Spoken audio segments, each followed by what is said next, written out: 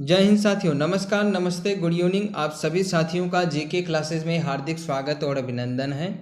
जल्दी से सभी साथी क्लास से जुड़ जाएंगे और जितना हो सके उतना क्लास को शेयर कर दीजिए और क्लास को लाइक कर दीजिए। चलिए बात करते हैं आज की इस क्लास की।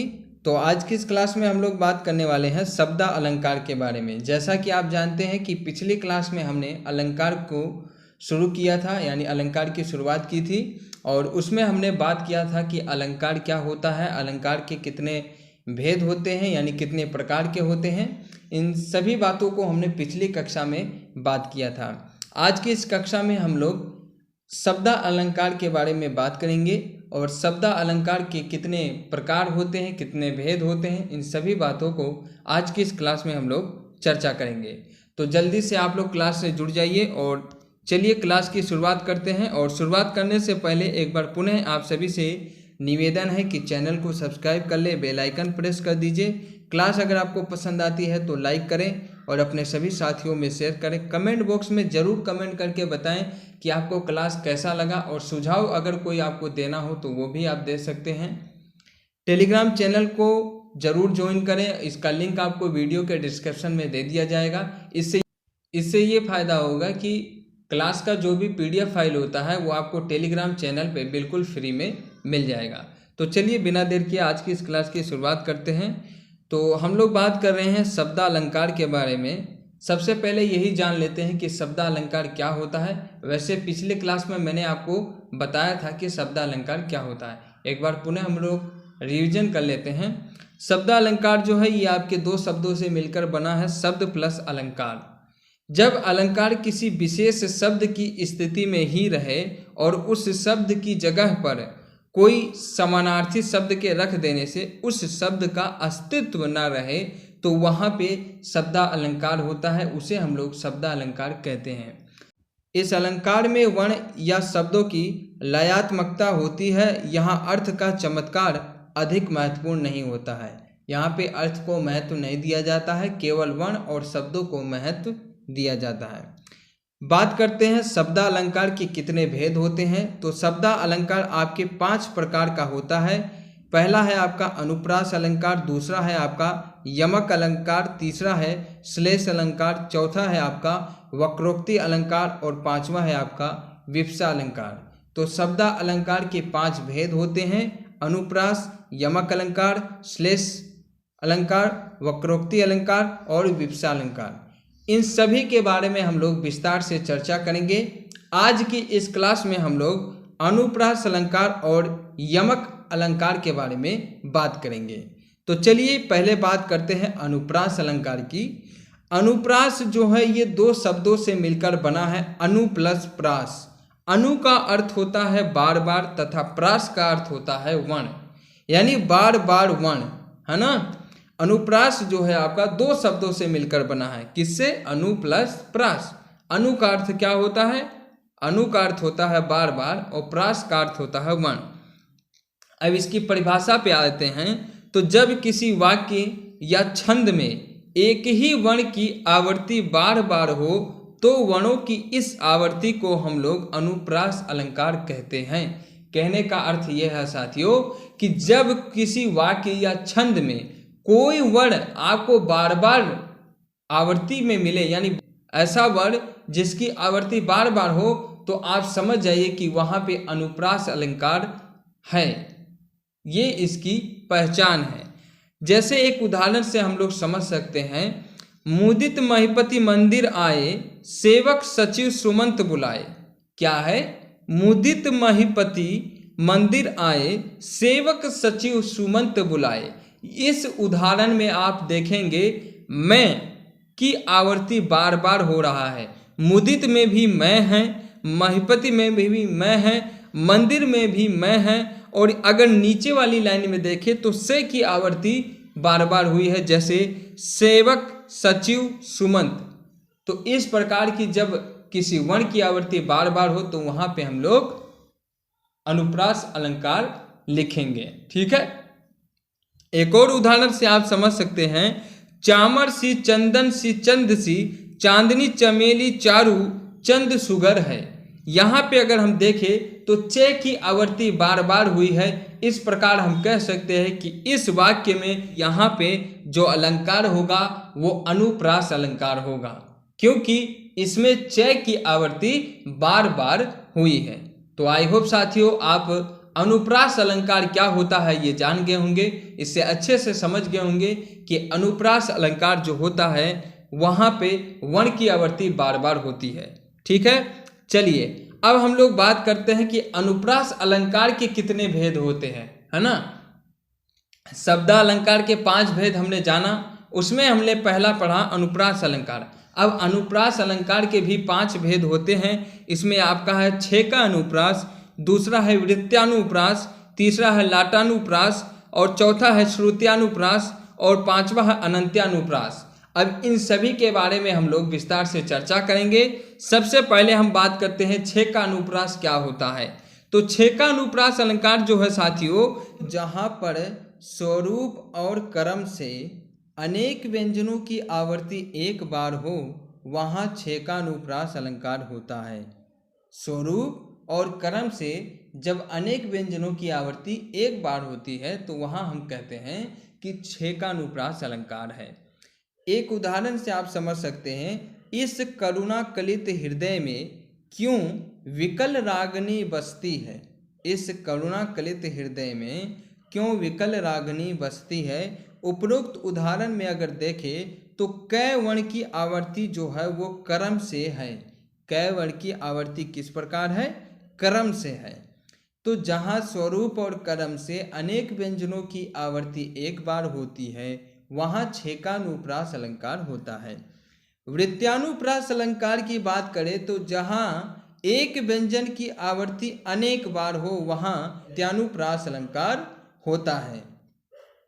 क्या होता है, जहाँ एक व्यंजन की आवर्ती अनेक बार हो, है ना। अनेक बार जब व्यंजन की आवर्ती होगी तो वहाँ पे वृत्त्यानुप्रास अलंकार होता है। उदाहरण की बात करें तो चामर सी, चंदन सी, चंद सी, चांदनी चमेली, चारू चंद सुधर है। चामर सी, चंदन सी, चंद सी, चांदनी चमेली, चारू चंद सुधर है। यहाँ चे की आवर्ती अनेक बार हुई है। यहाँ हम कह सकते हैं कि वृत्त्यानुप्रास अलंकार है। तो यहाँ पे कौन सा अलंकार होगा, वृत्त्यानुप्रास अलंकार होगा, क्योंकि यहाँ पर एक व्यंजन की आवर्ती अनेक बार हुई है। आगे हम बात करें लाटानुप्रास अलंकार क्या होता है। तो साथियों, जहाँ शब्द और वाक्यों की आवर्ती हो, जहाँ शब्द और वाक्यों की आवर्ती हो तथा प्रत्येक जगह पर अर्थ भी वही हो। जहाँ शब्द और वाक्य की आवर्ती हो और प्रत्येक जगह पर अर्थ भी वही हो पर उसका अन्वय करने पर भिन्नता आ जाए वहाँ लाटानुप्रास अलंकार होता है। वाक्य और शब्द की आवर्ती होने पर अर्थ भी एक हो, लेकिन जब उसका अन्वय किया जाए और भिन्नता आ जाए अर्थ में तो वहाँ हम लाटानुप्रास अलंकार प्रयोग में लाते हैं। वहाँ पे लाटानुप्रास अलंकार होता है। एक उदाहरण से आप समझ सकते हैं, पूत कपूत तो का धन संचय, पूत सपूत तो का धन संचय। पूत कपूत तो का धन संचय और पूत सपूत तो का धन संचय, इन दोनों वाक्यों की आवर्ती होने के बाद भी दोनों का अर्थ क्या है, भिन्न भिन्न है। तो यहाँ पे आपका कौन सा अलंकार है, लाटानुप्रास अलंकार है, क्योंकि यहाँ पे शब्द और वाक्य की आवर्ती तो हो रही है लेकिन दोनों का जब अन्वय करते हैं तो इनका जो अर्थ है वो अलग अलग मिलता है। तो आई होप आपको समझ में आ रहा होगा। अगला आपका है श्रुत्यानुप्रास अलंकार। श्रुत्यानुप्रास अलंकार क्या होता है, तो जब एक ही उच्चारण स्थान से बोले जाने वाले वर्णों की आवर्ती होती है। जब एक ही स्थान, उच्चारण स्थान है ना, जब एक ही उच्चारण स्थान से बोले जाने वाले वर्णों की आवर्ती होती है तब वहाँ पे श्रुत्यानुप्रास अलंकार होता है। कौन सा अलंकार होता है, श्रुत्यानुप्रास अलंकार होता है। वहाँ पे क्या होता है, उच्चारण स्थान, एक ही उच्चारण स्थान से वर्णों की आवर्ती होती है। एक उदाहरण से आप समझ सकते हैं, पाप प्रहार प्रघट कर सोई, पाप प्रहार प्रघट कर सोई, भरी क्रोध जल जाई न कोई। पाप प्रहार प्रघट कर सोई, भरी क्रोध जल जाई न कोई।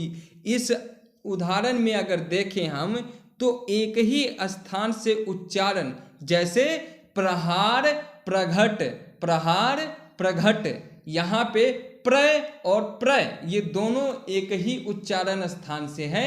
तो यहाँ पे कौन सा अलंकार है? यहाँ पे श्रुत्यानु अनुप्रास अलंकार है। यहाँ पे कौन सा अलंकार है? श्रुत्यानुप्रास अलंकार है, क्योंकि यहाँ पे एक ही उच्चारण स्थान से वर्णों की आवर्ती हुई है। तो आई होप साथियों आपको समझ में आ रहा होगा अलंकार किस प्रकार होते हैं, कैसे होते हैं। ठीक है, आगे बढ़े हम लोग और आपका आखिरी जो अनुप्रास अलंकार का भेद है वो है अनंत्या अनुप्रास अलंकार, है ना। अनंत्यानुप्रास अलंकार क्या होता है, इसके बारे में बात करें तो जहां पद के अंत में, जहां पद के अंत में एक ही वर्ग और एक ही स्वर की आवर्ती हो वहां अनंत्यानुप्रास अलंकार होता है। उदाहरण की बात करूं तो लगा दी किसने आगर आग, लगा दी किसने आकर आग, कहाँ था तू संशय के नाग, कहाँ था तू संशय के नाग।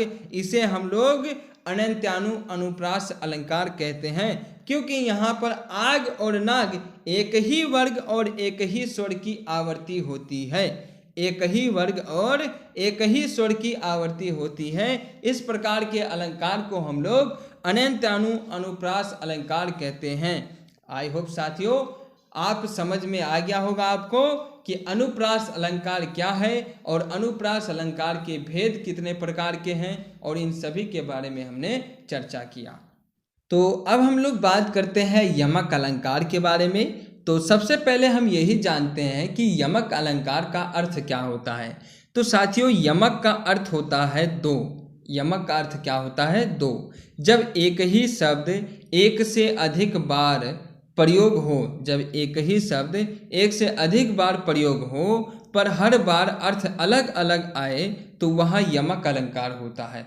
जब एक ही शब्द एक से अधिक बार प्रयोग हो पर हर बार अर्थ अलग अलग आए तो वहाँ यमक अलंकार होता है। उदाहरण से आप समझ सकते हैं, एक उदाहरण है कनक कनक ते सौ गुनी माद कदा अधिकाय, या खाए बौराए नर या पाए बौराए, है ना। कनक कनक ते सौ गुनी माद कदा अधिकाय, या खाए बौराए नर या पाए बौराए। यहाँ पहले कनक का अर्थ स्वर्ण है, जबकि दूसरे कनक का अर्थ है धतूरा, है ना। यहाँ पे कनक जो है वो एक से अधिक बार प्रयोग में आया है, लेकिन इन दोनों कनक का अर्थ अलग अलग है। पहले कनक का अर्थ है स्वर्ण और दूसरे कनक का अर्थ है धतूरा, है ना। तो इस प्रकार के वाक्यों में कौन सा अलंकार है? यहाँ पे यमक अलंकार है। एक और उदाहरण से आप समझ सकते हैं, जीवनदायक है धन के सम, जीवनदायक है धन के सम, जीवन जीवन में घनश्याम। जीवनदायक है धन के सम, जीवन जीवन में घनश्याम। यहाँ पर प्रथम जीवन का अर्थ जल है तथा दूसरे जीवन का अर्थ प्राण है। यहाँ पे दो बार जीवन का प्रयोग हुआ है, लेकिन पहले जीवन का अर्थ है जल और दूसरे जीवन का अर्थ क्या है? प्राण है। तो साथियों इस प्रकार के वाक्यों में यमक अलंकार पाया जाता है। तो यमक अलंकार क्या है? यमक अलंकार की परिभाषा दे तो जहाँ एक ही शब्द एक से अधिक बार प्रयोग में आए पर हर बार अलग अलग अर्थ प्राप्त हो या हर बार अलग अलग अर्थ आए तो वहाँ पे यमक अलंकार होता है। तो आई होप साथियों आपको समझ में आ रहा होगा यमक अलंकार क्या होता है। तो साथियों आज के इस क्लास में हमने शब्दालंकार के बारे में बात किया। शब्दालंकार के 5 भेद होते हैं, इसके बारे में बात किया। अनुप्रास अलंकार क्या होता है? अनुप्रास अलंकार के भी 5 भेद होते हैं, इनको विस्तार से समझा। और साथ ही हमने यमक अलंकार के बारे में भी बात किया। तो आज की ये क्लास आपको कैसा लगा कमेंट बॉक्स में ज़रूर बताएं। और अलंकार में अगर आपको कोई डाउट आता है तो वो भी आप कमेंट बॉक्स में ज़रूर बताएं। और बाकी की जो अलंकार हैं वो हम नेक्स्ट क्लास में डिस्कस करेंगे। तब तक के लिए आप अपना ख्याल रखिए और चैनल के माध्यम से जुड़े रहिए। जो भी साथी चैनल पे नए हैं चैनल को सब्सक्राइब कर लें। वीडियो अगर आपको पसंद आता है तो लाइक करें और अपने सभी साथियों में शेयर करें। तो चलिए साथियों, मिलते हैं फिर नेक्स्ट क्लास में। तब तक के लिए goodbye, thank you very much. जय हिंद, जय भारत।